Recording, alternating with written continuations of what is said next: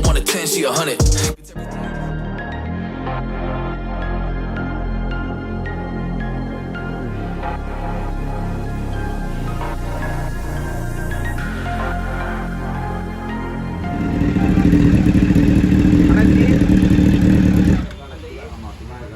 So இன்னைக்கு நம்ம அந்த ஹோண்டா CBR1000RR இதில் வந்து கம்ப்ளைண்ட் பார்த்தீங்கன்னா 3 கம்ப்ளைண்ட் இருக்குது. ஒன்று வந்து செக் இன்ஜின் லைட் ஃப்ளாஷ் ஆகிட்டே இருக்குது. இன்னொன்று வந்து அதாவது ரெகுலேட்டர் ரெக்டிஃபையர் சார்ஜ் ஆக மாட்டேங்குதுன்றது.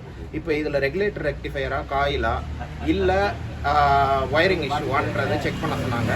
ஸோ நம்ம இதை கண்டுபிடிச்சது பார்த்திங்கன்னா இந்த ரெகுலேட்டர் ரெக்டிஃபையரில் இந்த இடத்துல நம்மளுக்கு ஒரு ப்ராப்ளம் இருக்குது.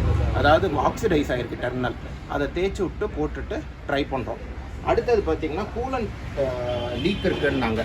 ஸோ நம்ம இங்கே ப்ரெஷர் டெஸ்ட் பண்ணும்போது கூலண்ட் பார்த்திங்கன்னா இந்த இதில் இருந்து வெளியில் லீக் ஆகி கீழே கூட்டியிருக்கு. ஸோ இந்த இதை உள்ளே நம்ம ஓப்பன் பண்ணி இந்த இடத்த நம்ம செட் பண்ணி கொடுத்துட்டாலே கூலண்ட் லீக் அரெஸ்ட் ஆகிடும்.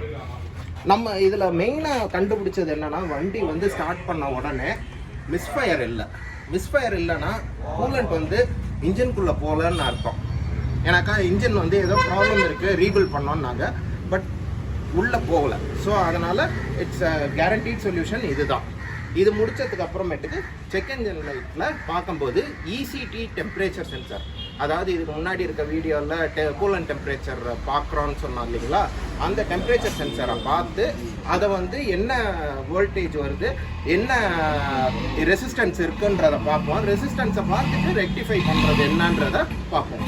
ஸோ இந்த 3 கம்ப்ளைண்ட்டு இது முடித்தோம்னா this CBR is again open for happy road.